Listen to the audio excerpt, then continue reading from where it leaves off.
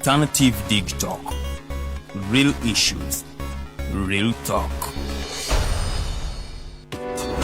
Looking for a pair of shoes? Less Up Stores has a wide range of selection for unisex footwear. We have the best quality of all brands at pocket-friendly prices, and we make deliveries countrywide. Just place your order or reach us on 0772 08 0090. You can also check up at Less Up Stores on all our social media platforms. Less Up, craft your own footprints.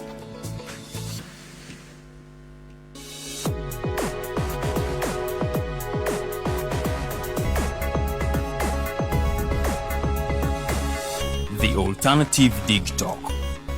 Real issues, real talk.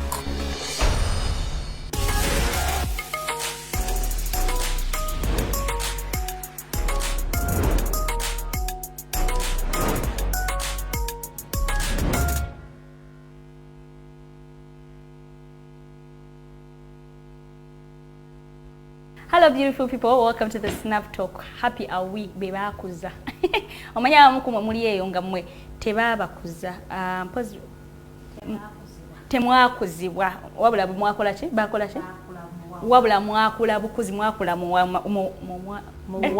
Yes. So welcome to the Snap Talk. Today we are going to be talking about the fact that munaye bakukuziza. I love how sometimes Farida says agamba buli kirungi kyondabako kya mzee Kasimu ekibi kyondabako kyange nze nzira kyeteekako. So what is the essence in that? The whole point is our parents did their work ne batukuza ne bakita. So kyonna ekibi kye tukola fa abera babyetaddemu. And today we are going to be looking at the fact that when you're being when they upbring you, or your upbringing, does it affect any relationship you're into?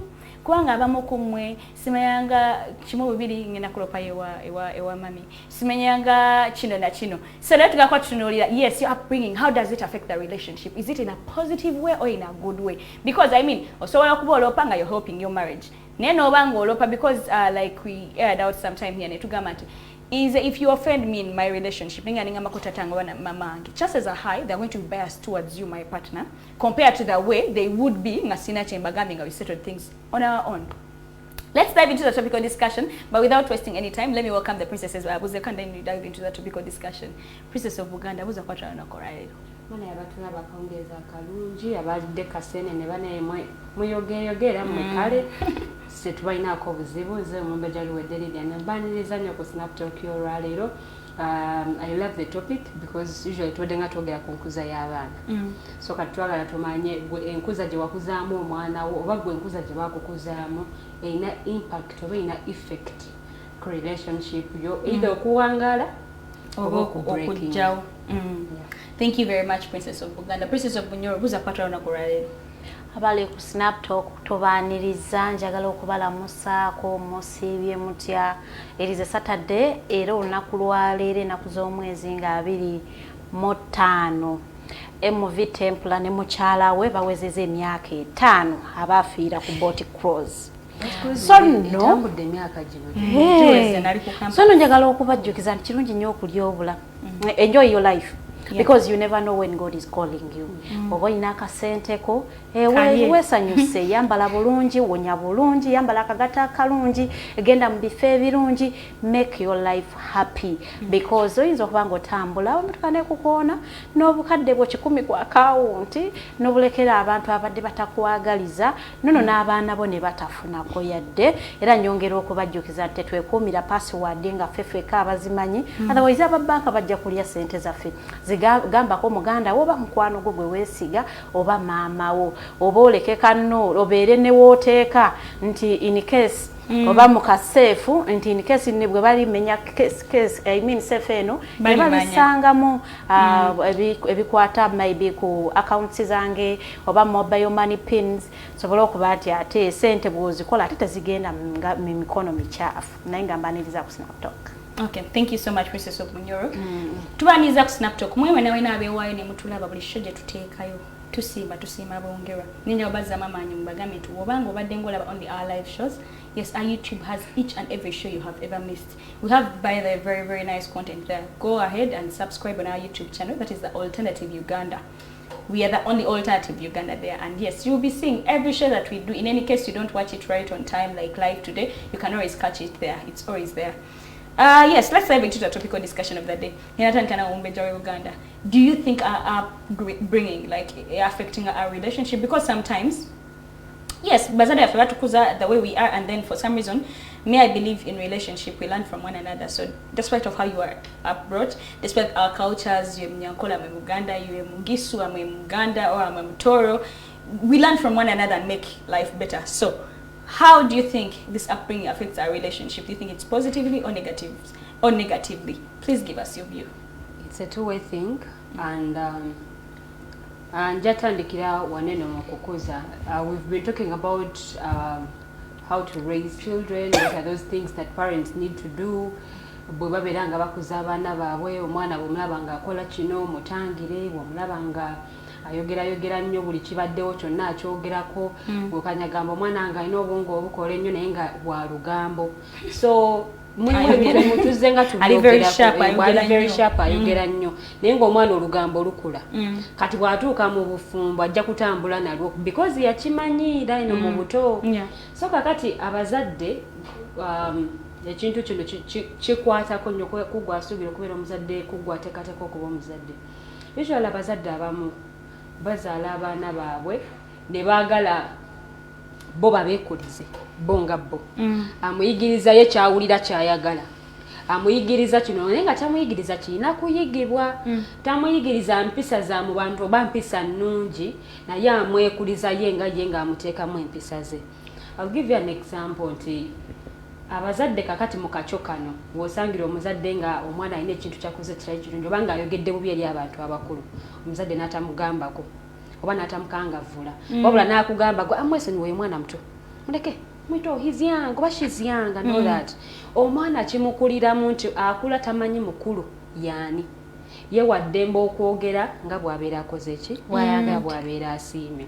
Lwakuba nti abazadde abamu bo bafuuba ne bagayidinga abaana baabwe, then bwe bakula ne balyoka batwala parts ze baagala, nawuli n'aleka ebyewaka n'akola atya. So upbringing actually matters a lot.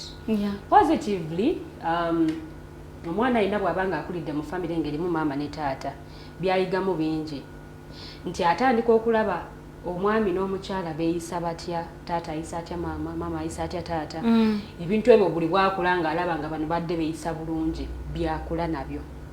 Empisa ze bamuyigiriza nti taata ajja kuyigiriza kino, maama akuyigiriza kiri. Omumbejja Farida alina kyatera okwogerako nga bwe yabeeranga ne muzeeyi we ng'amulaga sente bazikola bati ne bwe bati, oba otambula bwoti ne bwoti, oba omikinga bwoti emikwano. Nti ekyo nakyo muzadde omusajja akikugattako. Oluusi omuzadde omukyala kyayinza obutakugattako oba ng'okuza oba ne single parent oba ne taata omu yekko oba ne maama omu. Nti omwana akulidde mu family ng'erimu abazadde babiri, mulimu ebintu bingi nnyo byayiga. Taata rooli ye yeeno, maama rooli ye yeeno. So akula nabyo, bw'atuuka okufumbirwa atambula na kiri kye yajja eka kyeyayiga because yakula akiraba nga weekiri ne kimukuliramu mu ye. Bw'atuusa eno kyangu ki nnyo era ojja kuwulira nze twabeeranga ewaka nga taata akola bwati ne bwati nga maama bw'akomawo, manya nga taata bw'akomawo maama yeebuga alina omutegekere otuzi tw'okunaaba, simanya ate emmere agireese alina omukuumako ng'alya. Omwana ebyo abimanyi. Sifinga terwakimbanko kuuma abakimbanko kuuma. So the positive thing out of it nti empisa oluusi ze tufuna ewaka nga tulina abazadde babiri zaawukanamuko ng'olina omuzadde omu. Si kye kintu kye tusabira nti oba okisabe kibeerewo, ate si kye kintu kye tuyita. But kino kirina ekirungo ekyenjawulo gye kigattako ku muntu ng'akula. Kaakati omwana ono akuze ne single parent, mulimu ebintu ebimu ebimisinga. Bw'oba okuze na taata yekka, ebintu by'okuba nti omanyi maama ne taata babeera bwe bati ne bwe bati ewaka bibulamu. Era taata bw'aba tataddeyo initiative either y'okubuulirira oba okufunawo mother figure ekubuulirire kulaga omukyala bw'oti bw'obeera weeyisa bw'oti, bw'omwami bw'abeerawo weeyise bw'oti ne bw'oti, oyinza obutabiyiga. The same thing naawe omwana omuwala n'okula ne single parent.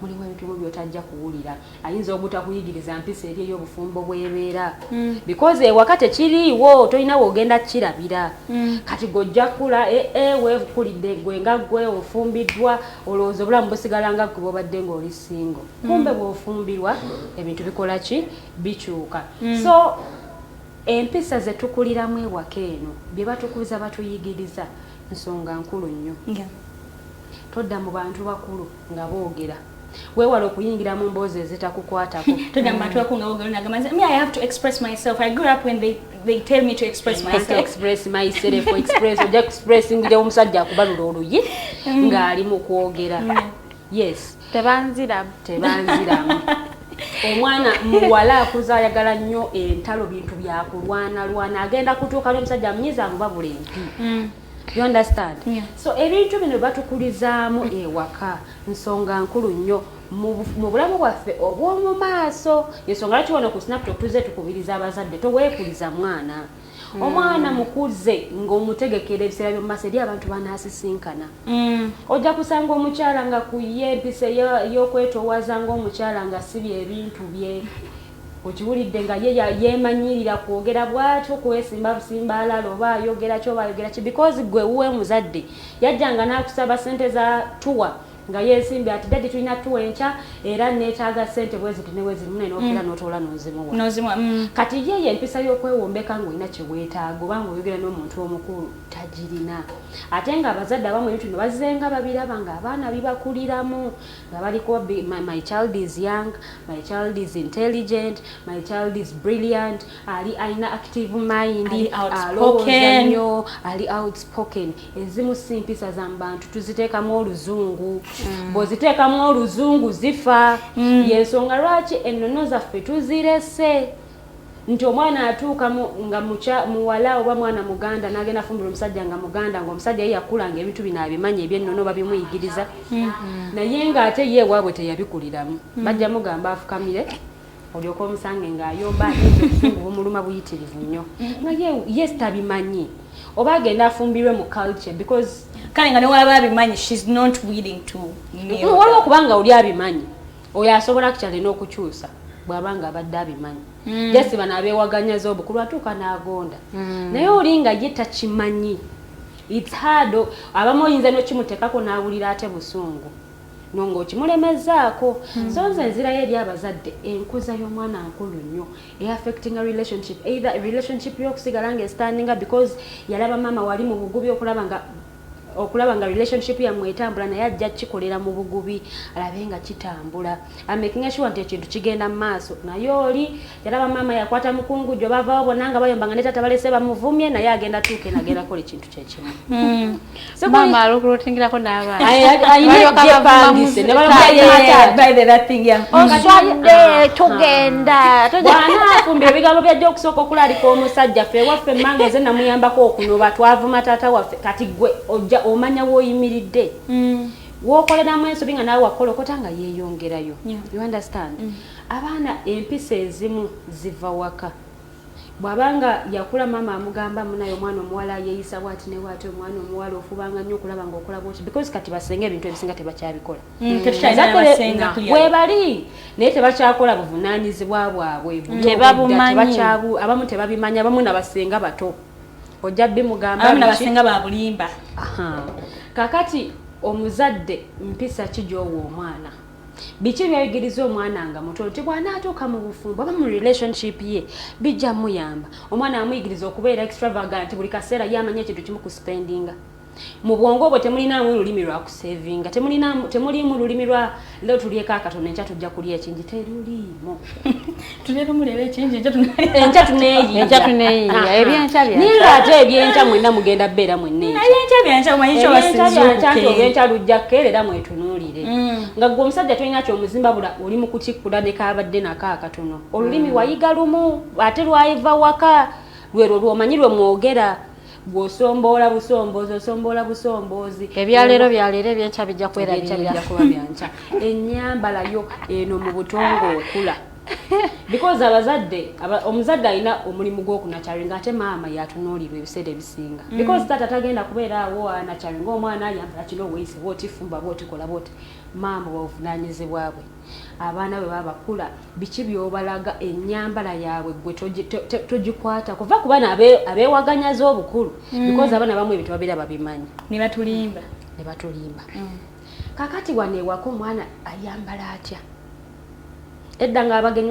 wanaabeera bajja tebakukkiriza yadde olina okwambala olugoye nga adisikale nooluba bulijjo oyambala wano ku maviivi ng'osussaamuko especially simanya ate basenga bano bajjajja bano baani naye omwana agenda ewanyazaala we ng'ayambadde patra ayambadde simanya akapale kapedo kakasaliza ano bwe kati alyoka akutame kapedo kabeera kasaati kapedo k'empale agende ewa bamugambye leero enkya tugenda ku meeting I want to take you to meet my parents agenda jenga ayambadde mu nnyambala yeesisiwaza because ye waka yakula biri okay tuli baddembe okwambala bwetu ebintu bya kizungu agenze mu ddiro ly'abende ewa Nyazaala wali mu kutuula ng'asazeeko bw'asosola enjala Nyazaala ajja kulaba akusooka akweronde wenna bw'atamala agambe ono tajja kufumba teyakuzibwa yakula because abamu tebakuzibwa abamu tebakulirwa beekulira bo nga bo ye kyalina mbongo bwe kyatambula nakyo. Okay. Yeah. Thank you so much, Mrs. of Buganda. However, I feel like some of you baba koza but you just decide to pick, you know, every home wabera with weaknesses. And for some reason some people just decide to pick their weaknesses as early worker instead of picking the good things that were at home. No much okay, yes, my parents could fight, but at least they couldn't fight in front of us. Badanga mtsengeze agenda nga nembiwuliriza. So naye nokulanga inzolane mama wange yava makanza tebankubanga wewera, you know. So I think we as children, it's also our responsibility to take on the good things that our parents teach us, and probably if you know something is bad, because at least mukama to that good of consciousness, you can always know what's bad. No matter okay, mama yangamba mbu sima wife twatugamba bino baga sambo mukazi agumena kuzo it's no longer that they'll say sima ngumana raba na it's no longer lyagamba nze tebankona ko galula bugaluzi ngana no byedda awo nyime njaga okakikingire eri omusana lwatyo ko galula kubana lwatyo ko ngaluli gwasinga okakosa kantu ako gwe olowooza. What would be your say, I mean, in the upbringing? Because I feel like parents do their best. They really do. And in the wrong run, if abananga fetwe on weaknesses, never to serve the salary, and for some reason it looks like we were bringing it up badly, yet they did play their part. Okay, olunaku lwa leero 25 omwezi gwa November tutandise 16 days of activism. These days are intended to prevent gender violence against women and girls. So there is no reason whatsoever lwaki waligalulidde mwana muwala. There is no reason on this planet Earth lwaki walikubye mukulu munno. We are fighting to prevent gender violence against women in marriages and young girls. So bannange tuvumirira ebikulu ebyokuba tokkirizibwa na kumusonga sagala na kumboggolera because I be like omboggoledde like nga sikikkiriza lwaki oba omboggolera nandi muntu mukulu nga you can really tell me stuff nenkitegeera bulungi nnyo but that side is mu bulamu bwe tukola we encounter a lot of things. Kati ebintu ebyo ebimu abamu bitukyusa naye bakugamba nti buli lwo encountering ekintu ekimu ne kikukyusa then you have become a failure you yourself. You shouldn't change for someone omubigwe wasanga because ojja kusanga nti mama wo I have my sijja mwogera linnya but she's my relative yatera nnyo tugamba mbunze nagondera omukugondera omusajja sina birungi bye nafuna so kakati oyo omuntu bwatyo kyagenda ogamba abaana be nze nagondera omusajja sina birungi bye nafuna banzizaako baki bajja bange omusajja teyansasula mu kumugondera so kati ye bwakuza abaana be ajja kubakuza mu ngeri ndala. So kati she was a good person naye yakkiriza omuntu omubi gwe yasanga okumukyusa character ye which is not good. Wabanga oli very kind nga you a kind person, don't allow omuntu omukyamu oba ebintu ebikyamu byosanze mu bulamu okukukyusa okukufuula omuntu omubi because buli lwofuuka omuntu omubi olina abantu abalala boli mu kunacharenga kati bino ebyakutuukako ne bikufuula some other person ate kati gwe oyo omuntu gwe wafuuka gwe oyagala abalala batwale batwale because you were a good person and you expected good people nti ojja kusanga nosanga ababi, so you changed for the worse. But because we wachuka for the worse, you start nurturing people to take your side or oba your olugendo lwo lwoyagala abantu batwale naye weerabira nti waliko omuntu omulungi. So tugamba nti in every situation you face, don't allow that situation to change you to a bad person. Omuntu gwotali because oyina abantu bonna charinga kati bana abantu bonna charinga because oyina ekyakukyusa. You had a very good image of marriage. Because you got disappointments in marriage, now you start preaching bad about marriage. Because now oinabye wasuubira mu bufumbo byotafuna. Now you are a very bad person, or you have a very negative image about marriage. Now you start nurturing people to take your direction or how you view marriage because you were disappointed somewhere. That is not the person you were. So we preach that you don't allow the situations you face to change you to a different person. Because we watch you kind of comment omulala abana bozala emikwano jo batobo, you are going to nurture them to that person that you became. Because now kati otutani zenali sobira marriage is a bed of roses. Now wachinya nola banga bufumbo bwocha. Now you start preaching against marriage and you find that abantu abale mu bufumbo they preach against marriage. Newe buza gwe mukusoka singa abaliwo they preached against marriage wali fumbiddwa. So nti wesanga nti buli lwoberanga you have encountered a certain situation tokkiriza ng'okirwanyisanga nnyo because yeah disappointments are always there. Mbu nali muntu mulungi naye kuva we nasanga nze bwentyo mbuza sali player naye wena dating omusajja oyo natu dating abawala 10 nange nenjiga nti omukazi taba na musajja omu you know so now you are a good person by the way in the start ng'oyagala boyfriend womu nobeera naye n'omusajja we yakuplayinga ko nagatako mula now you realized okay these things are done now otandika okubikola kati omuntu agenda okujja okukwana they don't know someone played you somewhere bajja kulabanga omuntu azanya abasajja because they don't know your past and we don't go around talking about our past. So tugamba abantu nti now kati otandise ofuse player ogenda kuzaala abaana. So kati abaana baga omukazi tabeera na musajja omu obeera ne backup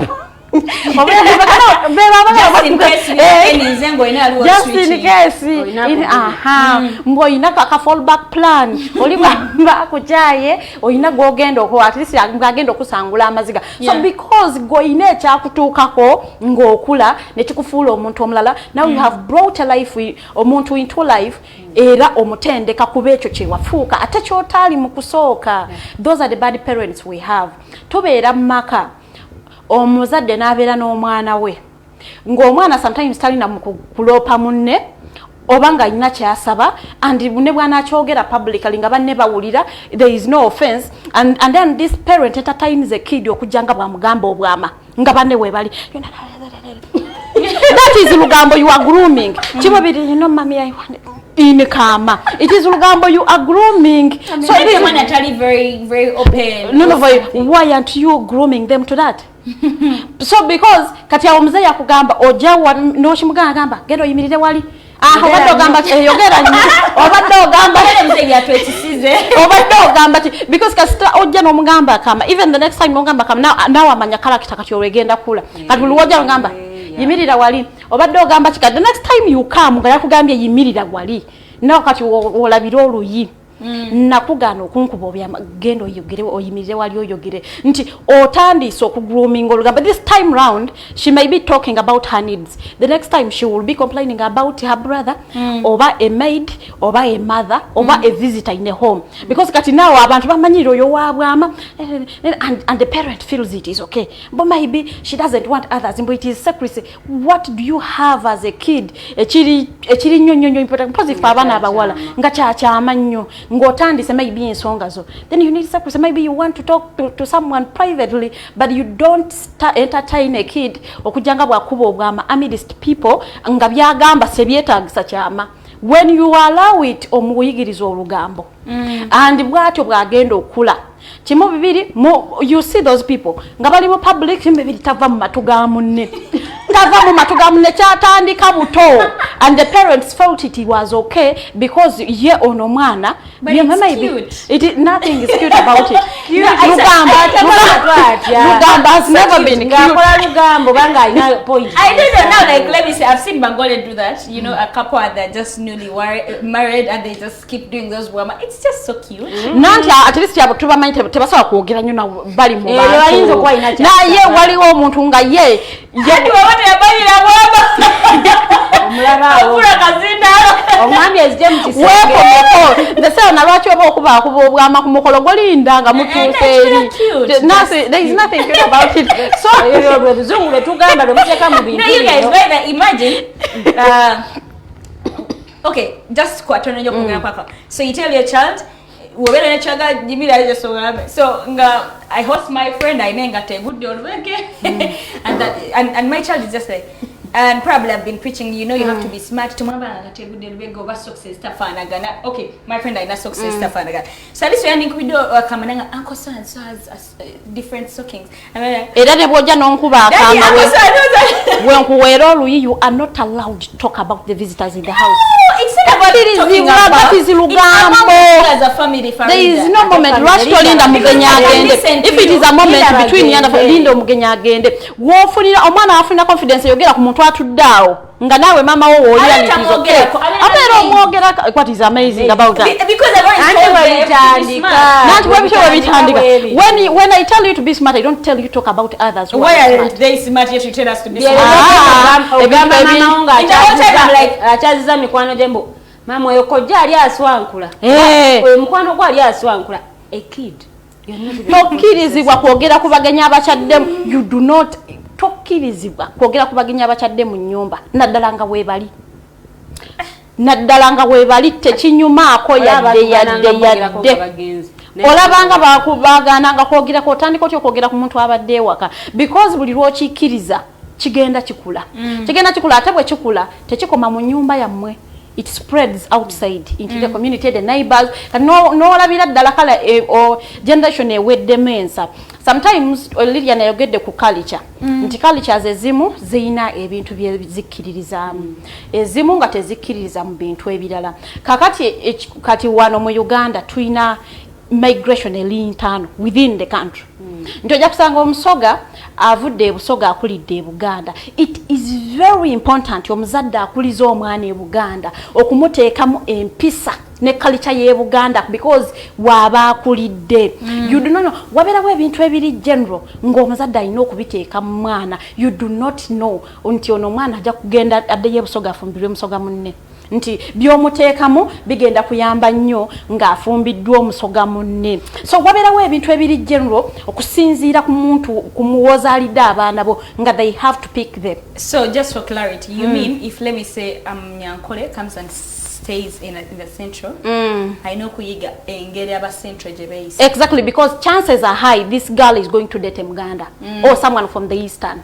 So because chances are high nti ono mwana tagenda fumbirwa Munyankole munne, it is going to be difficult for them to sustain a marriage with the Muganda nga tewamuyigiriza culture ya Buganda, because at least muyigirizeko 40% of the Baganda culture, because mwana wakulidde mu Baganda mwabeera, because bwotabi muyigiriza agenda kuyisa mu banne olugayu, not knowing nti akikola, but because they don't know nti ekyo kivoola bw'okyogera mu Buganda oba bw'okikola bw'otyo. Waliwo abazadde abamu abalina ekintu kye bateeka mu baana baabwe, like because these days intermarriages bwe ziri kati nga abazadde abamu balinga abakikugira. Kati omwana ono wanaaba nga talina open mind ya kuyiga cultures endala ayinza n'okulema ofuna omusajja because tetumanyi Mukama yatutegekera kufumbirwa baana baani. Exactly. Ojja kuzaalibwa mu Buganda ofumbirwe Omulagana, ozaalibwe mu Buganda ogende mu East, ozaalibwe wano oba owase anywhere. Kati omwana alina ne open mind eri eyagala okuyiga cultures zino because ne bw'ona omufumire ero ojja kumaliriza ng'obiyize olina okuyigiriza n'abaana. So that means that may even say the fact that we have those intermarriages, why don't we bring it in an angle that Well, okay, the Banyankole are learning that, you know how Baganda behave and all that. Why don't also the Baganda learn the way Banyankole behave? Omanya Abaganda ekintu ekiri mu bwongo oba bakituteeka mu buteezi. Abaganda balowooza nti everything is always about them. No. Nti ayinza n'okugaana oyiga ekintu ekirala ng'afumbiddwayo. You don't know Luganda, but do you know Runyankole? Or do you know the marriage nsonga? is standing up kusinzira ku culture y'omusajja. Nti bw'abanga omusajja Munyankole yampasiza, I need to learn a few things about their culture. Sisobola kubeerayo nga sina kye mbamanyiiko. The marriage will not last. I need to learn a few things. I need to learn how to cook kalo yadde mbasika lyo basika agala.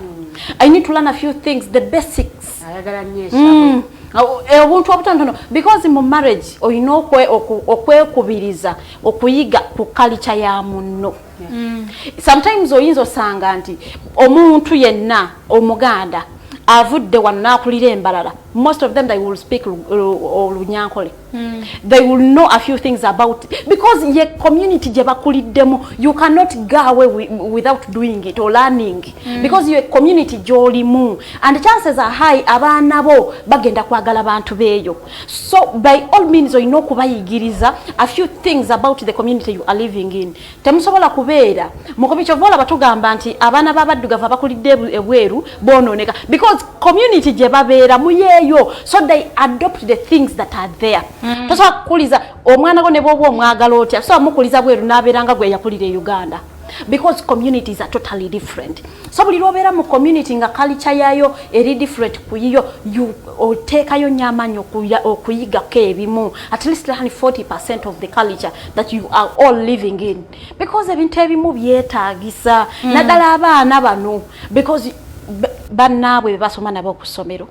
They need to learn a few things about the culture because bebasinga obungi communities mwe babeera ogajasanga nti community mwoli gwe Muganda abasingeddewo bonna baluwo. Why aren't you learning a few things about the culture you are living in? It is not sikugamba nti oba naye it is being selfish if you stay in a community nga gwe wesibirayo bwe pa nze ndi Muganda so sisobola kuyiga lukala moja naye ngobeera kala moja. Like seriously, why would you do that?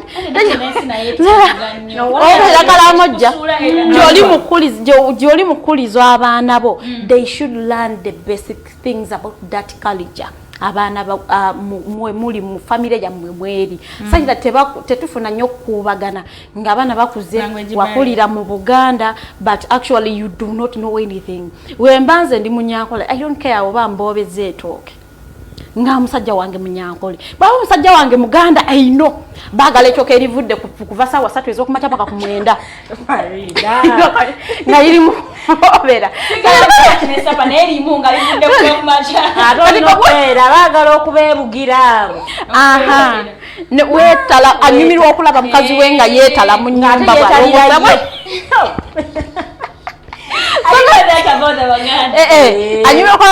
They don't want women who just sit there. Not to mom tuweleze chai dadi tandanyo kalabira abala tewali mukwano anyuma kula mukazi wenga yetalira love language is kwetala. Effort, they want to see effort. Do you recognize am I around? Bwemba wendi, what do you do to show me you recognize my presence? That is about Baganda men. So you need to learn a few things about the cultures you are living in because you never know who you are going to marry. So no manyanti bano betaaga kino. Tyo Munyankole nja kusuula ya matoka agatali mawati. Ntoko sefumbireko n'ekinyeebwa. Tuliye. They will not complain. Muganda will not eat. He will tell you he has never seen such matoke. Ajana gamkaza fumba. Ajana kwogerako eri banyina. Mukimanye kyomukazi awati afumba matoke agatali mawati. Because to them it is not something common. Mbaganti omukazi ajja kuleeta amatoke agajja kuli ku nkota agasule mu seppichi gatokote. It is not common about them. Naye nga tabalala bibo kiri okay in other cultures. Gwe kasitofumbira akanyama akalungi wereeta matoke gwe abantu bajja kulya and they will not complain. So kiba kirungi nnyo omuzadde n'abeera nga incorporating cultures zino mu abaana mwe bakulira. Kubanga kijja kubayambako nnyo. Mpozi n'ekirala upbringing engeri gye affecting towards the approach ku relationship is olaba kale mama yayagala nnyo taatawo taata n'atamusiima and then taata n'afuna omukazi omulala n'abalekawo mama n'atoba nammwe so you bwe muli ne babaloga omayi buli gwe baleka babera muloga okula negativity ekyo towards men abasajja tebasiima ko kati kuva buto gw'omanya abasajja tebasiima because mama we teyakuteekamu tata wamwe namukolera buli kimu temwalaba teyatulekaawo abadde nga abawe omanyi mama will want to pull the kids to her side so ajja kukola buli kyonna ekyetaagisa abaana babeere ku sayidi ye because abaana bano bakulanga tebakwagala kiba kirala so kati omwana akula ne negativity eyo kati ne bwafuna omusajja amanyi nti anytime omusajja ono ajja kunteekako omusajja because mama bamulekawo and mama didn't do anything bad because mama teyakola takyogera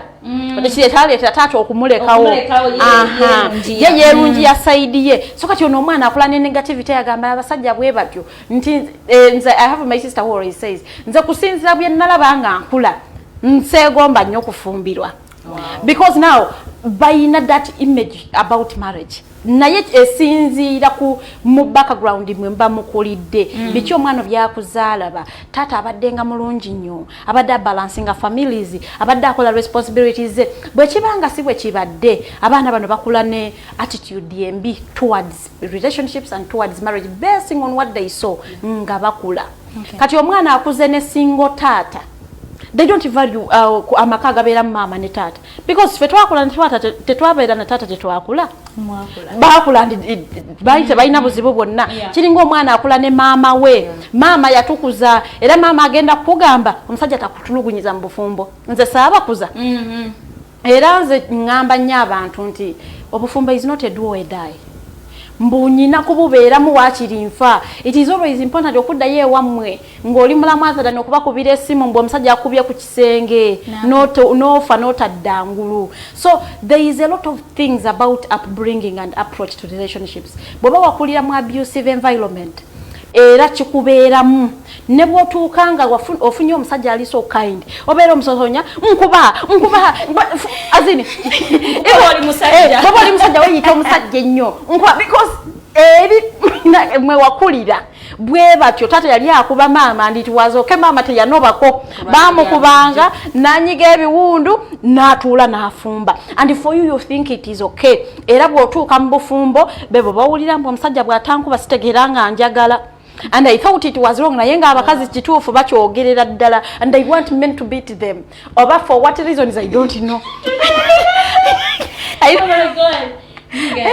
don't know but just women just want to baberengo omusajja abako because embeera gye bakuliramu yali abusive era ndowooza taata bwe yakubanga maama mu kwetonda n'aleeta ennyama n'abagulira soda so they think that is love nanti aba yetonda yakugunza ekiro kati kumacha abaana babawulidde bamugulunguta n'ekiro kati kumacha taata keera ng'ali mu mudu n'abaleetera obulamu so to them balowooza that is love now that is the expression of love kati era aba alinda omusajja amukuba amwetondere bwetalabanga yaga nize lwaliiteekako olugalo aliraba ajja kungula so for them it is because your situation gye bakuliramu ng'amanya alinda lwana akukuba now you know how they will show you love ajja kujja yetonde akuletereko ku bimuli akugulire ku ngoye byabadde nga takola so kati ono naye akikula akimanyi nti balina okunkubako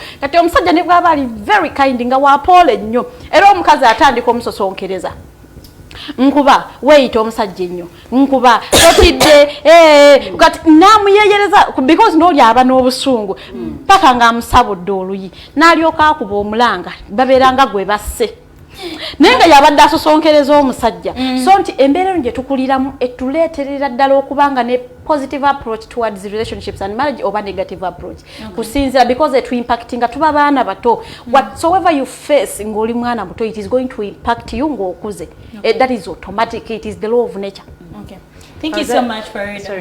Nzijukira muyimbi Shiba yagamba edda bwe yali omuteregera nga muyagala bira nakyeombekedde nga maama wa mukuba nga toddamu nakukyogera ekyo naye ate bwe yakula ye yasigala nakyo ye kyamusigala newakubadde maama yakigaana naye omwana kyamusigalamu so mulimu ebintu ng'omuzadde ajja bikugaana ajja bikutangira ajja kugayidinga naye omwana bwakula bwaweze 18 batandika okukola decisions so at times tutunulira omuntu tugamba omwana ono teyakuzibwa naye nga baamukuza bwe yakula n'alaba nti people take advantage of him wano mu bintu ebimu n'akyuka be babana kale teyali bw'atyo era nga bw'owulira abamunyumyako kale teyali bw'atyo yali mulungi bw'ati ne bw'ati naye neewunya okuba ng'ali bw'ati you can imagine omwana omulezi ayinza okulira ewaabwe nga bazadde be tebaalwanako tewali kyonna kyabaawo naye n'awasa omukazi ng'amukuwa on a daily basis buli omu n'agamba naye ono omwana ewaka tebyaliyo tetumanyi nawa gye yabiyigira so ensi nayo erina engeri gye contributingamu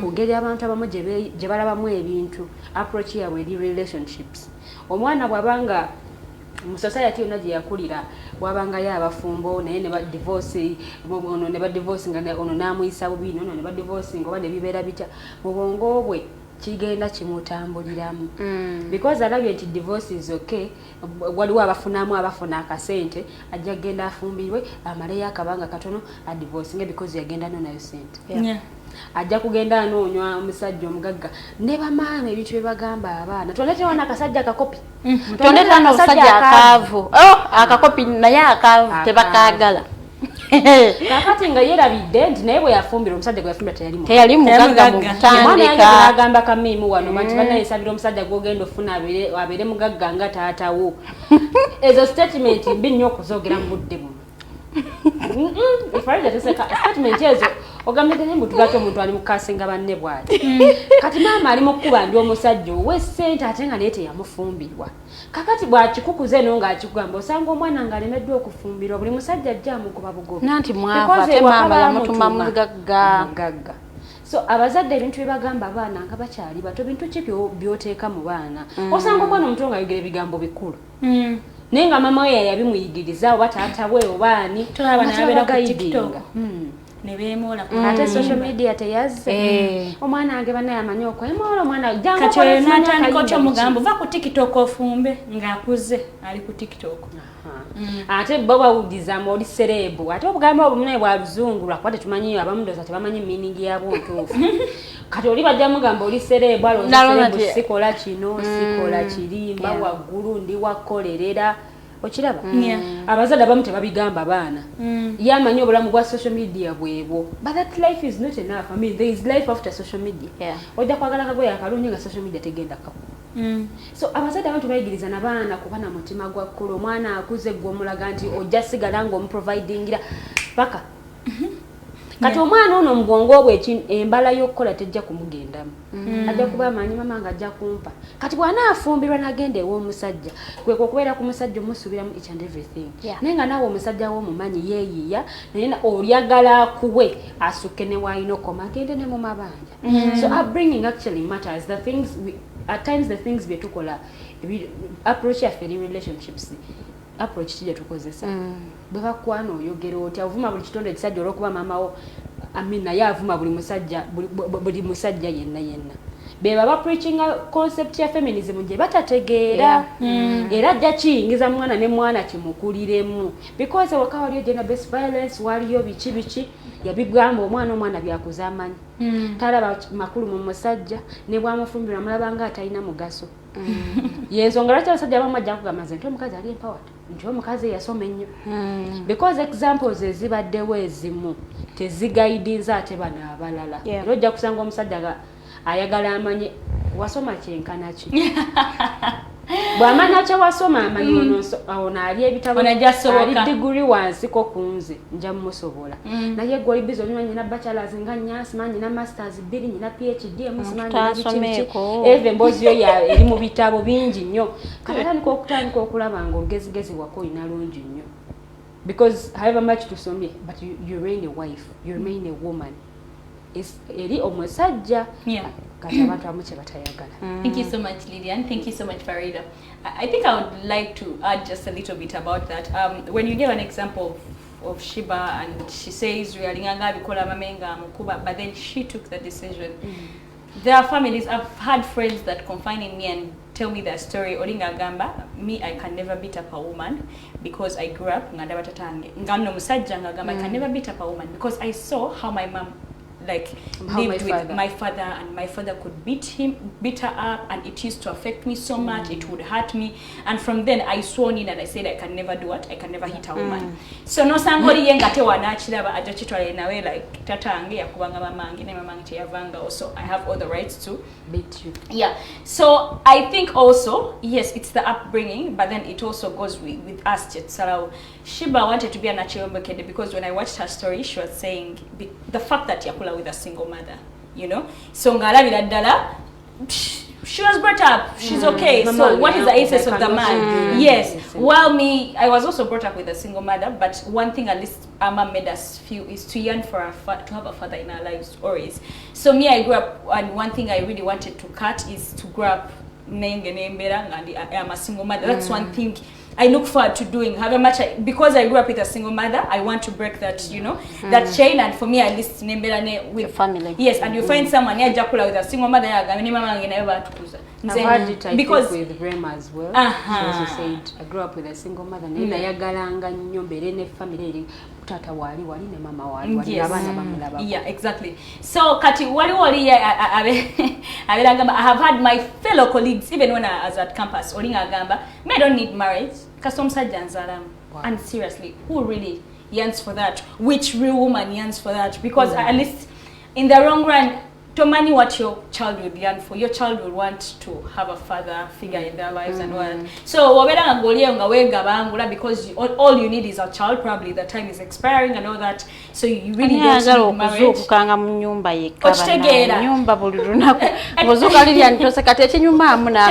Enyumba y'omu sigamba nti muli basatu omusajja yasuze just somewhere naye nga bwe asalawo omusajja ajja kuzaalemu ate munaye abaana abawala tususse ennaku zino bakuzaalira mukazigo. It is not a home, it is a house. Obeera mu nnyumba yo n'abaana bo n'omusajja bw'ajjaawo bw'akuzaalamu aleeta spams ze bw'agenda bwe bw'oguza spam donor nga bwajja banayo ebintu ebyo tebinyuma. We all yearn for a full family. Nze buli nsaba nnyo nkama mpe family man because I want a family. I want a family. I want to go home anga ngenda kutegekera mwami wange. I want to go home nga njagala kutegekera baana bange. Because I love a family. Because I love a full family. I love having my people around. So sagala sikisabanga nako mbumberenga n'obwana bwange tusabirira obaana ajjako ku weekend. I do not want. Sagala na kuchirowoozaako mutandike kuba mavivyo banayitayoko n'abalabako banayite. The saddest part is that you the woman may even be okay with it. But your children, never tandika okubuuza mommy when is that coming to see us? Supermarket I all feel like wow, I wish, you know. So while you're being okay with this, you don't know what your child will yearn for sometimes someday. Exactly. So I think also just back to the upbringing. Our parents will play their part. They won't do it all. Like there are things that our parents won't have to teach us. There are things that because I work with Farida. We are going to pick from our peers. Yes, there are things that I'm going to learn from my siblings because we have probably different peers. What my sibling learns from somewhere. So I think it goes back to us, we as individuals, because the fact is, yes, TikTok. What they're doing, they think it's for the well-being of their children. It's the society for Wachirabanga, it's not right and all that. And even that child can grow up Narabanaga, but this wasn't right for me. Making that exposed the way I was or something. So I think it's a partnership for both parents. Nafefenga fabana. You like 16 years in Wokuzenga, your parents don't have to make decisions for you. You make the decisions yourself. For example, me, I can move with my mom. Mama nayomba about something, and in my heart I know it. It's not worth kuyomba. In my heart, obana kale kangezo bana afuna misunderstanding with someone. I'm like, no, mommy, you're wrong here. I may not talk back to her and I be like, mommy, you're wrong. But I can tell, hey, mommy, omukazi yabadde ategeeza kino na kino ne kiri. You understand? Because I have grown up, I know what's right. Yes, she is my mother, but still I can talk to her even in a calm way. Not, mommy, yoyomba nyo, twani mugambi weba chichi. No, I can take her side, but when we go back and sit out, mommy, maybe omukazi wambi yabadde ategeeza bati yadde amuviridemu n'omuvuma. You get it? Because I have grown up. So in the long run, you can learn from your siblings and all that. Our parents learn from us. I have a friend I'm making sure my mom is something new. So she teaches her mom something new. At least I'm only manenga ina chamigiza chayizeyo. Mpozi ne communities zetukulizamu abaana ebifo byetubeeramu. Nosanga ngozalidde ku muzigo naye nga banaiba bonna bakola mirimu gino emirala gino ej'oku street. Naye because jeje mirimu gye bakola eneeyisa yaabwe bamukola ebigambo ennyambala so nti bonokulizaawo omwana wo w'obuwala oba w'obulenzi bajja nakukwata akaanako nga toliiwo at least era waliyo ebifo nga si bya bbeeyi nnyo naye nga biri a little decent mulala otandise okuza abaana at least move out gendako awantu awalala okusinga waliyo ebifo ebitali birungi byakulizaamu baana ng'olaba otandise okuzaala osenguka vaawo tewaba walungi gende walala waliyo ebifo mazima ddala nga omwana wo toyagala agendeyo na kugendayo because it is a bad influence situgamba nti naye n'abaana abakulirayo era obalaba because ebifo byetukuliramu era omuntu atunula agamba oyo weeri abaana baba ku myaka mito nnyo naye ng'ebigambo bye boogera n'enneeyisa gye beeyisaamu nga ya kintu kikulu because of the communities they live in abantu be baasociatinga nabo musanga omuntu mukulu ng'ali tatya nako kwogera kigambo gali abaana abato bujja kubiyiga ate gye tuli gye bajja ng'ebigambo abikubawo so when you are in such a community at least sonda akasente oveewo bw'oba tonnaweza akasente abaana baweereze jjajja okolenga bw'omuweerezaayo kasukaali ne sabbuuni abaana babeere otherwise ogenda kwonoona abaana nga bakyali baana bato ojja kubeera mu community erimu abantu abataswala obasanga baba bawunzise ku bisenge baana bato babalabe omwana ebintu byalaba akula most chances they want to try them bajja kwagala okubigezaako nalaba anti akola bwati so they will try with their fellow age mates obusanga bwana butono gamba buno tetwalabanga obuvidiyo wano obwabwe bakwatanga mu masomero omusomesa omu kye yakola ekibi kugamba baana muddemu mukole byo mbadde mukola n'abakwata akavidiyo naye nga abaana ebintu bino babikola babiraba sometimes not within the family si waka naye ba neighbor oba bukwano bwabwe olw'ensonga nti community abaana gye balimu begatuuka kakati eri emikolo gigenda maaso n'abaana bawulira at least tebalaba mwana gw'abaana kale zino. I think also the other thing I would say, parents, let's stop preaching bad towards our fellow parents. Like let me say you're the dad, kuzabana no gamba abana bo mami wamwe mubi yakole batire bati oba the mom no gamba tata mwe mubi yakole batire mama ne kutata mama ne tata bayinza okubanga bali okay ne mutandika okugamba senga wa moyo mubi nyoyo mulogo omwana because atekwa mpalanira ko ya mama senga ne bwaje wakabugenda kutandika okumukolera pese mumuwe attitude respect because wabagamba senga mwe tabagala abaloga so now wachibateka mu bana bato bajja kulaba muwala ne bwajjanga bwana bato bumuwa attitude kajja kwesungula kusula kagano okumubuuza because talina cheka kakoze kana kato naye mama ebigambo byoyogera ku bantu abakulunga abaana bwe bali mama kasitota niko geyengula abantu abalalanga omwana bwali agenda kusanga akaana akatonga kagamba omuntu omukulu ekigambo yebuuze ono omwana ebigambo bino yabijawa mama embozi gye munyumya ne oba n'omuzadde ne taata ku bantu abazze waka oba ba neighbor oba ba relatives omwana ono abipiikinga bwe biba birungi they will love them bwe biba bibi bagenda kubalaga attitude we just have an empty memory it just picks atesteri kintu kintamanga muzadde akakamwana kukola kintu ngaliwo abagenyi jangu abuuze kalabe lwaki agala kubuuza okitegeeza omwana oyo tamanyi kubuuza. I have cousins So I went to see my grandmother some time back, and we reached. Because of course, because we didn't grow up together and all that. So tutuka, ngabagamba, gwe Tone, tolabe bagenyi. No. Asete yagamba tolabe bagenyi. Namugamba, Tone nga totubuziza. Do you know my grandmother said her, "Oh, nonga muko." So she made it feel like it's okay. It is okay. Alaba abagenyi batudde omwana watudde wali and then they're like obuziza abagenyi omwana omukulu tamanyi nti abantu bayingira mu nyumba bababuuza and they are waiting gwe omuzadde we waka obajjukize. That means they don't greet and it is okay now kati go feeling up ensonyi olwokuba banno we bali ewaka. Now you start putting on that serious face. Okoza kino okoza kiri, why are you leaving your plate yango maze okulya kitegeza bazire kawonga abagenyi tebaliwo. It just depicts what happens in a home nga tewali bantu balala. So abantu bayina okuyiga batudde akaana kalemedde mu mboozi z'abantu abakulu tekavaawo dem coach we kaitene babeka bajaye mitweka basamba wekesimuyo ne kaleka kakuberako n'ogwesiga ogamba naye bannange. We've got to do something. I pray to God I be a better mother. I be a great mother. Anyway, due to time, I think we are going to kick it off from here because of time. Farida, kanabgena Omumbejja akatalekeka in just 1 minute.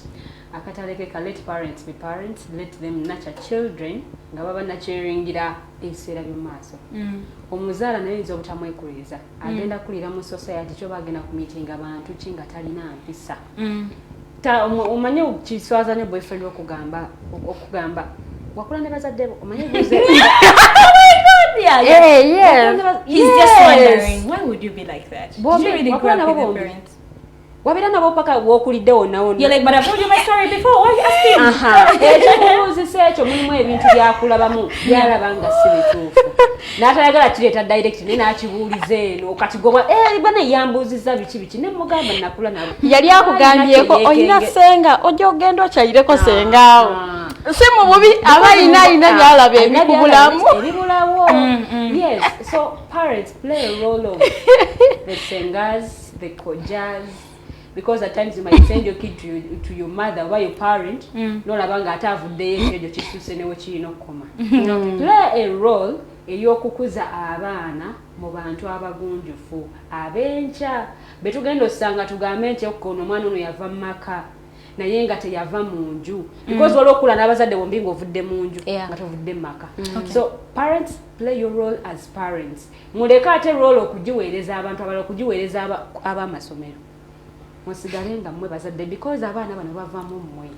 Mmwe mubazaala so mmwe mulina okuba nga mubanakyalina ekito. Thank you. Abaana nga bawumbuddema. I mean Farida, just in a second. Nze njagala okugamba abazadde abayina abaana kati luwummula muleke abaana abo community ebakuze because waliwo ebintu gwe byotabeera na mwana wo buli lunaku. Abaana bano bamanyi okupretendinga nga waliwo abazadde baabwe. So omuzadde bw'ovaawo ne balaga obuyisayiisa obulala ne so kati gwe omuzadde ogenda kumuteererawo n'omukono omwana wange tasobola kukola ekyo because takikolangako mu maaso go. So mulekere okuza abaana batagambwako takubwa tasobya takola ki. So oyo atagambwako omukulizaani kubanga ensi egenda kumugunjula, ensi egunjula bubi. Atugamba nga mugende ensi ekugabane ensi bwena mugabana ensi egabana bubi. So bana yimuleka abaana abo babagambeko abaana bakuzibwa community bagamba nga it takes a village to raise a kid. Tebagamba nga nti omwana alina kukulira mu kyalo but it takes the whole village bamugambeko omwana wa yambadde bubi, omwana wa atambula avuma abantu, omwana wo tabuuza, omwana naye gwe buulirwa okuza omwana wo ng'aliko tinjerere tagambwako takubya takubwa tasobwa tawabulwa. So ye alina tinjerere tabuuza takola ki omukulizaani ensi egenda kumugunjula naawe naawe otuulega lyosiime ogamba kituufu nakuza omwana. Thank you so much, Farida. Thank you so much, Lilian.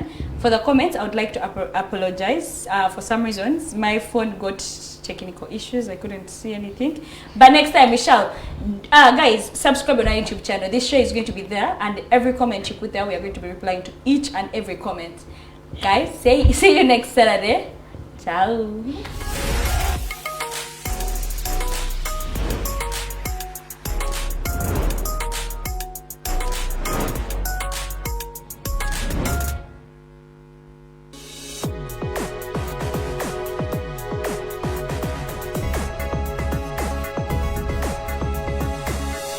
The alternative Digitalk. Real issues, real talk.